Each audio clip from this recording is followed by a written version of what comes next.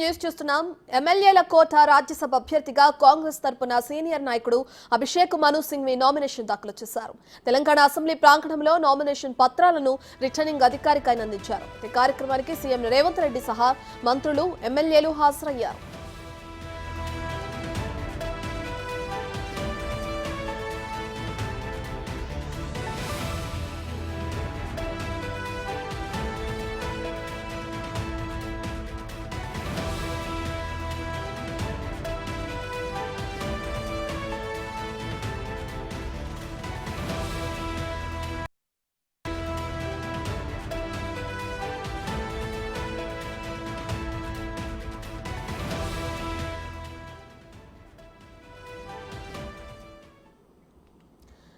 ఎమ్మెల్యేల కోట రాజ్యసభ అభ్యర్థిగా కాంగ్రెస్ తరపున సీనియర్ నాయకుడు అభిషేక్ మను సింఘ్వి నామినేషన్ దాఖలు చేశారు.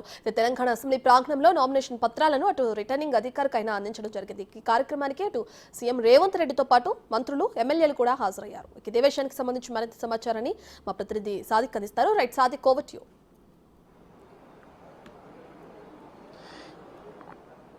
రాజ్యసభ అభ్యర్థిగా అభిషేక్ మను సింఘ్వి నామినేషన్ దాఖలు చేశారు. ఈ కార్యక్రమానికి ముఖ్యమంత్రి రేవంత్ రెడ్డితో పాటుగా డిప్యూటీ సీఎం బట్టి విక్రమార్క, మంత్రులందరూ కూడా హాజరు కావడం జరిగింది. 4 సెట్లకు సంబంధించినటువంటి నామినేషన్ పత్రాలను దాఖలు చేశారు. ఒక్కొక్క నామినేషన్ సెట్లో 10 మంది ఎమ్మెల్యేలు ప్రపోజ్ చేస్తూ కూడా ఈ నామినేషన్ పత్రాలు దాఖలు చేయడం జరిగింది. ఈ నెల 21 వరకు కూడా నామినేషన్ల గడువు ఉన్నది. సో కాంగ్రెస్ పార్టీ నుంచి కూడా ఒకే ఒక అభ్యర్థి అభిషేక్ మను సింఘ్వి నామినేషన్లు దాఖలు చేయడంతో గెలుపు అన్నది అనివార్యంగా పోతుంది.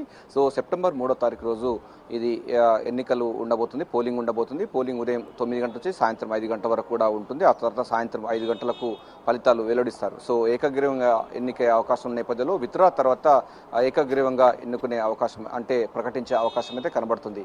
ప్రధానంగా ముఖ్యమంత్రి రేవంత్ రెడ్డి సిఎల్పి సమావేశంలో కూడా ఇదే స్పష్టం చేయడం జరిగింది.